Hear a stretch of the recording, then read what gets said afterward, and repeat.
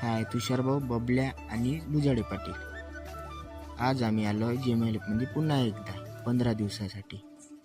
तर हे बघा आमचं GMLF कसं आहे. तर इथचा परिसर, वातावरण सगळं तुम्ही बघू शकता.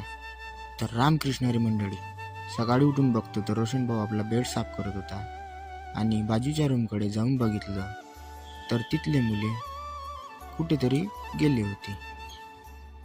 तर रोशन भाऊ म्हणत होता, चाल म्हणे आपण साहिल भाऊच्या रूमकडे जाऊ म्हणे. आमचं हॉस्टेल कसं आहे ते इथल्या रूम, सगळ्या रूम इथे. मग मी ब्रश करायला गेलो, हातपाय वगैरे धुतले आणि मग पुन्हा साहिल भाऊचा फोन आला, ये म्हणे लवकर, मी नाश्ता करून ठेवला आहे. मग मी बाहेर निघालो, गाडी पाहिली आणि मग आम्ही साहिल भाऊच्या रूमवर गेलो. साहिल भाऊच्या रूमवर गेलो. हा रोशन भाऊ, हा साहिल भाऊ आणि हे त्याचे मित्र. आता तुम्ही पहा साहिल भाऊच्या रूम पुढचा नजारा. हे आहे हनुमान टेकडी. इथलं वातावरण बघून मन म्हणते, मौसम तो ऐसा लग रहा है दिल गार्डन गार्डन हो रहा है, बहुत मजा आ रहा है यहाँ पे.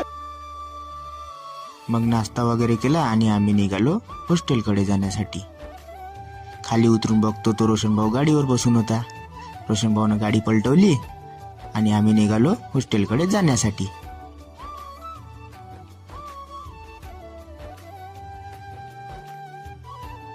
हॉस्टेलवर आलो, आंघोळ केली, टिक्का लावला आणि गणपती बाप्पाचे दर्शन केले.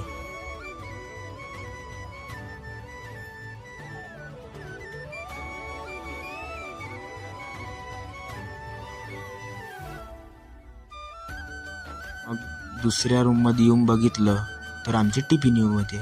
पहा आमचे अशा प्रकारे टिफिन आहे, याच्यावर सर्वांचे नाव लिहून आहे, ज्याची ज्याची टिफिन आहे त्यांचे. आता आम्ही जेवण करतो. भेटूया उद्याच्या ब्लॉगमध्ये.